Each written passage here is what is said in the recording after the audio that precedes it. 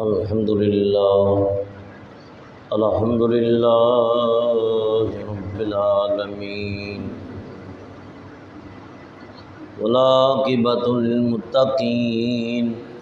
والصلاة والسلام على سيد الأنبياء والمرسلين ونشهد أن سيدنا وسندنا شفيعنا وكريمنا ورؤوفنا ورحيمنا وأعلانا وأولانا ومولانا محمدا عبده ورسوله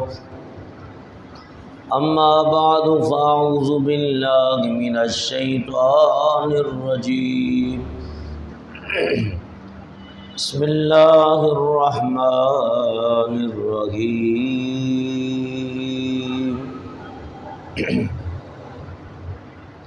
كل نفس ذائقة الموت صدق الله العظيم وصدق رسوله النبي الكريم الأمين ونحن على ذلك لمن الشاهدين والشاكرين والحمد لله رب العالمين إن الله وملائكته يصلون على النبي يا أيها الذين آمنوا صلوا عليه وسلموا تسلیما۔ درود پاک پڑھ لیجیے۔ الصلاۃ والسلام علیک یا سیدی یا رسول اللہ وعلی آلک وصحابک یا سیدی یا حبیب اللہ۔ الصلاۃ والسلام علیک یا رحمۃ للعالمین وعلی آلک وصحابک یا شفیع المذنبین۔ الصلاۃ والسلام علیک یا صاحب التاج والمعراج وعلی آلک وصحابک یا امام الانبیاء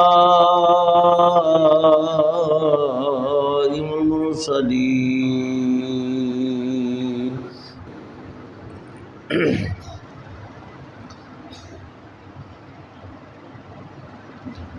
حمد و ثنا بعد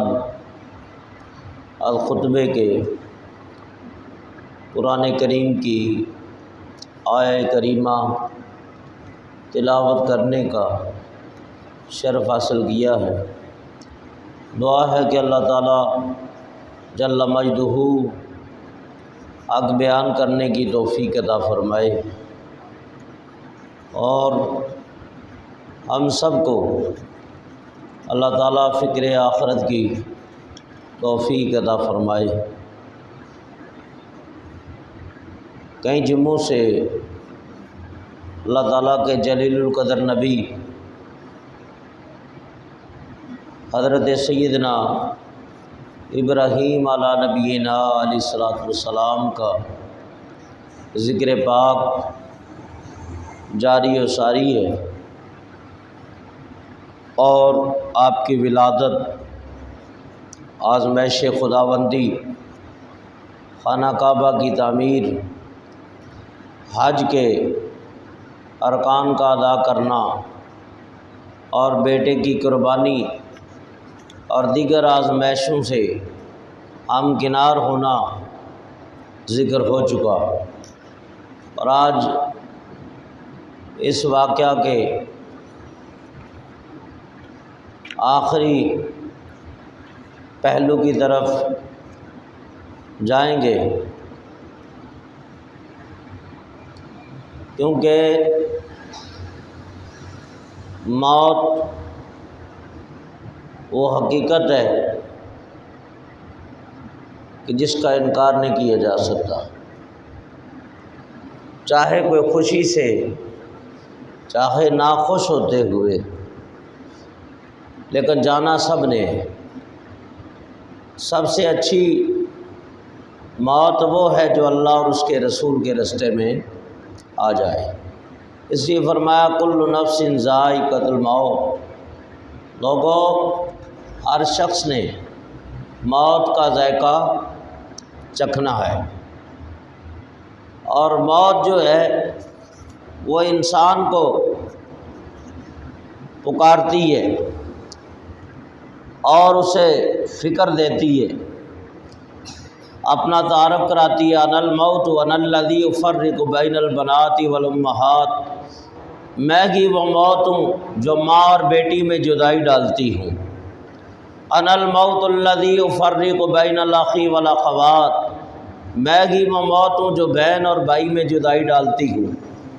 انا الموت الذی افرق بین کل حبیب، میں ہی وہ موت ہوں جو دوستوں میں جدائی ڈال دیتی ہوں۔ بڑے بڑے گہرے دوست جن کی زندگی میں بڑے دعوے محبت کے اور پیار کے ہوتے ہیں، لہٰذا موت ان گہرے دوستوں کو بھی جدا کر دیتی ہے۔ پھر موت کہتی ہے انا الموت الذی افرق بین الزوج والزوجہ، میں ہی وہ موت ہوں جو بیوی اور خامند کے درمیان جدائی ڈالتی ہوں۔ انا الموت الذی یخرب الدور والقصور، میں ہی وہ موت ہوں جو گھروں اور محلات کو ویران کر دیتی ہوں۔ یعنی بڑے بڑے محلات اور بڑے بڑے بھرے ہوئے گھر اجڑ جاتے ہیں اور ویران ہو جاتے ہیں، اور بعض محلات ایسے ہوتے ہیں کہ وہاں رہنے والا بھی کوئی نہیں ہوتا، کیونکہ موت نہیں چھوڑتی۔ انا الموت الذی اعمر القبور، موت کہتی ہے میں ہی وہ موت ہوں جو قبروں کو آباد کرتی ہوں۔ انا الموت الذی اطلبکم وادرککم ولو کنتم فی بروج مشیدہ، میں ہی وہ موت ہوں جو تمہیں ڈھونڈ لیتی ہوں اور تمہیں پا لیتی ہوں اگر تم مضبوط قلعوں میں بھی ہو۔ ولا یبقی مخلوق الا یذوقنی، کوئی باقی نہ رہے گا حتیٰ کہ ہر مخلوق میرا ذائقہ چکھے گی، یعنی تمام مخلوق۔ الموت کاس وکل الناس شاربہ والقبر باب وکل الناس داخلہ، موت ایک ایسا پیالہ ہے جسے ہر شخص پی کر رہے گا، اور قبر ایک ایسا دروازہ ہے جس سے ہر شخص نے داخل ہونا ہے۔ تو میرے بزرگوں اور دوستوں، موت کا وقت متعین ہے، اس سے چھٹکارا نہیں، نہ راہ فرار ہے، ایک نہ ایک دن آنا ہے، اور جب موت آئے گی تو کسی کو ایک لمحے کے لیے مہلت نہ دی جائے گی، کیونکہ وہ فیصلہ ہو چکا ہے اور اٹل فیصلہ ہے۔ وَلَن يُؤَخِّرَ اللَّهُ نَفْسًا إِذَا جَاءَ أَجَلُهَا وَاللَّهُ خَبِيرٌ بِمَا تَعْمَلُونَ، سورۃ المنافقون آیت نمبر 11۔ اور اللہ تعالیٰ مہلت نہیں دیا کرتا کہ کسی شخص کو جب اس کی موت کا وقت آ جائے، اور اللہ خوب جانتا ہے جو تم کرتے ہو۔ یعنی جب موت آئے گی تو حسرت اور تمنا دھری کی دھری رہ جائیں گی۔ حضرت سیدنا ابن عباس رضی اللہ تعالیٰ عنہ اس آیت کی تفسیر میں فرماتے ہیں، موت کے وقت وہ شخص جس کے ذمہ زکوٰۃ واجب تھی، حج فرض تھا، ادا نہ کیا،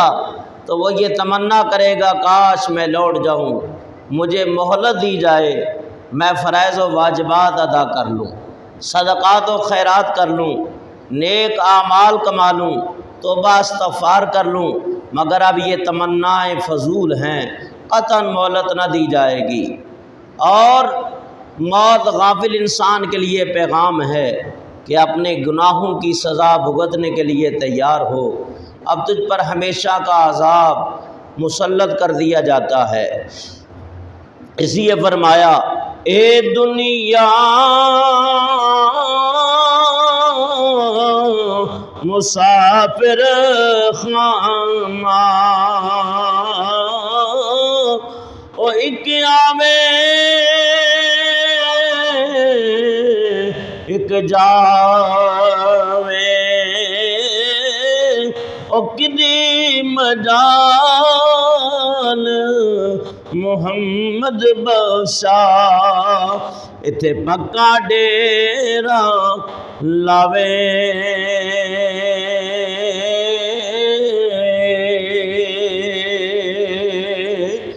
فرمایا کہ یہ ایک مسافر خانے کی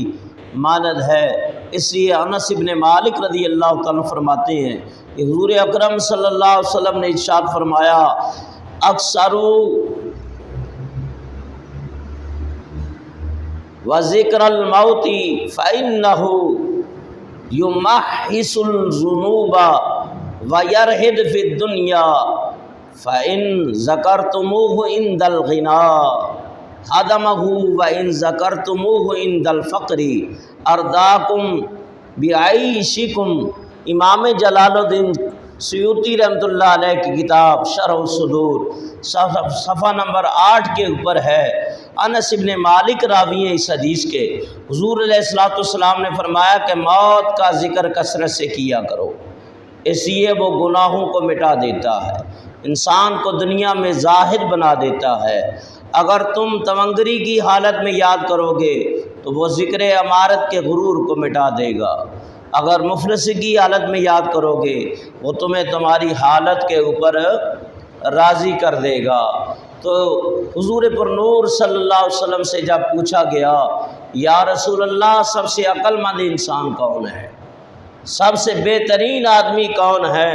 کہ جس کی عقل کامل ہو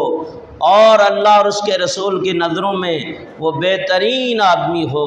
اللہ کے حبیب فرماتے ہیں کہ جو موت کو کثرت سے یاد کیا کرے وہ اللہ کے ہاں نزدیک بہت ہی عقل مند ہے،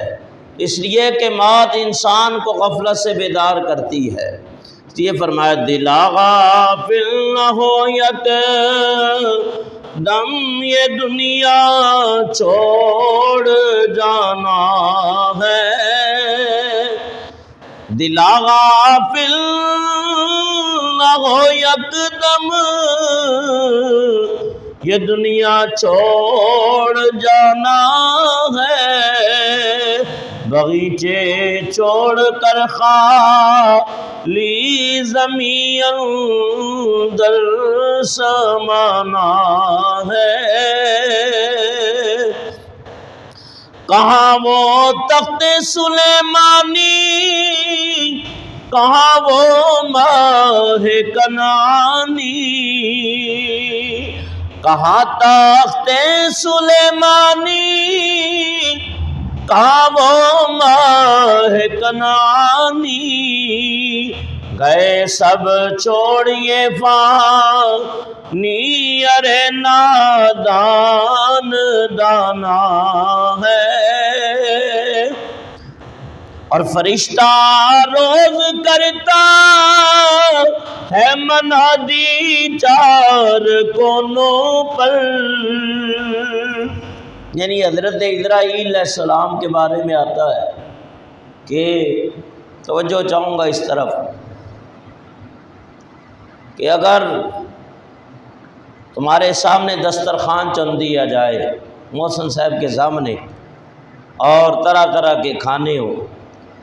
پھل پڑے ہوں، میٹھا پڑا ہو اور دسترخوان سامنے ہو، تو بھائی محمد محسن کو وہاں دسترخوان سے لقمہ اٹھانے میں کوئی دقت پیش نہیں آئے گی، یہ سامنے دسترخوان ہے۔ تو فرمایا پوری روئے زمین اسرائیل علیہ السلام کے لیے دسترخوان ہے، وہ جہاں سے چاہتا ہے کھانے والا لقمہ اٹھاتا ہے، اسرائیل علیہ السلام روئے زمین دسترخوان کی مثل ہے اس کے سامنے، جہاں چاہتا ہے ہاتھ بڑھا کے روح کو قبض کر لیتا ہے۔ اس لیے فرمایا فرشتہ روز کرتا ہے منادی چار کونوں پر، محلہ اونچی آوا لے تیرا گوری ٹھکانہ ہے۔ ان عبداللہ ابن عمر قال اخذ رسول اللہ صلی اللہ علیہ وسلم بمن کبیا یا بمن کبیا فقال کن فی الدنیا کانک غریق او عابر السبیل۔ وکان ابن عمر یقول اذا اصبحت فلا تنتظر المساء وخذ من صحتك لمرضك ومن حیاتك لموتك۔ مشکاہ شریف صفحہ نمبر 139 کی حدیث ہے۔ حضرت عبداللہ بن عمر رضی اللہ تعالیٰ عنہ روایت کرتے ہیں نبی پاک علیہ السلام تشریف لائے، حضور نے میرے دونوں کندھوں کو اپنے نبوت والے ہاتھوں سے پکڑ لیا۔ میرے آقا علیہ السلام نے میرے دونوں کندھوں کو پکڑ کے ارشاد فرمایا، اے عبداللہ دنیا میں اس طرح رہ گویا تو مسافر ہے یا راہ گزر۔ فرمایا مسافر بھی ایک منزل کے اوپر نہیں ٹھہرتا، فرمایا وہ بھی اپنے مقام کی طرف رواں دواں ہے جب تک اس کی منزل نہ آ جائے۔ فرمایا یا راہ گزر، گزرنے والے راہگیر اور رستے میں کبھی گھر نہیں بنایا کرتے، اور لوگ رستے میں ٹھہر نہیں جایا کرتے، اپنی منزل کی طرف رواں دواں ہے۔ امام الانبیاء فرمانے لگے عبداللہ تو بھی مسافر کی طرح ہو جا یا راہ گزر کی طرح ہو جا۔ اور یہ تو وصیت ان کو تھی، اور ان کے وسیلے سے ہم گناہگاروں کو بھی وصیت ہے۔ فرمایا کہ تم بھی مسافر ہے، اس لیے کسی عاشق نے کہا زندگی ایک کرائے کا گھر ہے، ایک نہ ایک دن بدلنا پڑے گا، کہ زندگی ایک کرائے کا گھر ہے، وہ ایک نہ ایک دن بدلنا پڑے گا۔ موت جب تجھ کو آواز دے گی، گھر سے باہر نکلنا پڑے گا، ایسی ہو جائے گی تیری حالت، کام آئے گی نہ دولت نہ طاقت، کہ چھوڑ کر اپنی اونچی حویلی، ہاں چھوڑ کر اپنی اونچی حویلی، تجھ کو باہر نکلنا پڑے گا۔ اللہ کے پیارے حبیب علیہ السلام عبداللہ بن عمر فرماتے ہیں، فرمایا میرے بھائیو جب صبح کو پالو تو شام کا انتظار نہ کرو۔ حضرت مولا کائنات علی مرتضیٰ شیر خدا فرماتے ہیں جب میں فجر کی نماز پڑھ لیتا تو ظہر کی امید نہ رکھتا، جب بھی کوئی نماز پڑھتا چاہے ظہر کی ہو چاہے فجر کی ہو چاہے عصر کی ہو، آپ فرماتے ہیں میں اس کو آخری نماز سمجھ لیتا، اپنے آپ کو سمجھتا کہ پلسرات کے اوپر ہوں، اسرائیل میرے پیچھے ہیں، یہ علی کا سجدہ آخری سجدہ ہے، جیسے یہ سجدہ مکمل ہوگا سلام پھیرا جائے گا، اس وقت اسرائیل روح قبض کریں گے۔ فرمایا یہ تو صالحین کا مقام ہے، ہم تو سراپا معصیت ہے۔ پھر فرمایا کہ جب رات کو پالو تو صبح کا انتظار نہ کرو، پکڑو سے بیماری کے لیے، اور فرمایا کہ صحت مل جائے تو بیماری آنے سے پہلے اس اپنے وجود تندرست کو اللہ کی نعمت مانو، غنیمت جانو۔ بہت سارے صحت مند تندرست غفلت کے اندر ہے، وہ حجابات کے اندر ہیں، گناہوں کی معصیت کی سبب پردے میں چلے گئے، ان کے دل مردہ ہوئے پڑے ہیں، ان کو پتہ نہیں ہے صحت اللہ کی طرف سے کتنا بڑا انعام ہے۔ فرمایا صحت کے اندر اللہ کے حبیب فرماتے ہیں اس کی نوجوان قدر کر۔ فرمایا کہ بڑھاپے کا 1000 سجدہ ایک طرف ہے، فرمایا صحت و تندرستی کے زمانے جوانی کا سجدہ ایک طرف ہے۔ کہ جوانی کی عبادت کا اللہ نے بڑا مقام رکھا ہے، اور اپنی زندگی سے موت کے لیے، زندگی موت کا پیغام ہے، زندگی مسافروں کی طرح گزارو، زندگی کی ہر صبح اعمال صالح بجا لاؤ، زندگی کی ہر شام اعمال صالح کرو، زندگی کی کسی صبح شام کا انتظار نہ کرو، زندگی کی کسی شام صبح کا انتظار نہ کرو، زندگی کی صحت میں خوب عمل کماؤ تاکہ زندگی کی بیماری کی کمی دور ہو جائے، زندگی میں خوب نیکیاں کر لو اور زندگی کی نیکیوں کو قبر کا توشہ بنا لو، اس لیے کہ گھر والوں نے تم سے نہیں پوچھنا کہ جب فوت ہو گئے تو یہ کہیں گے جلدی کرو اس میت کو گھر میں نہ رکھو۔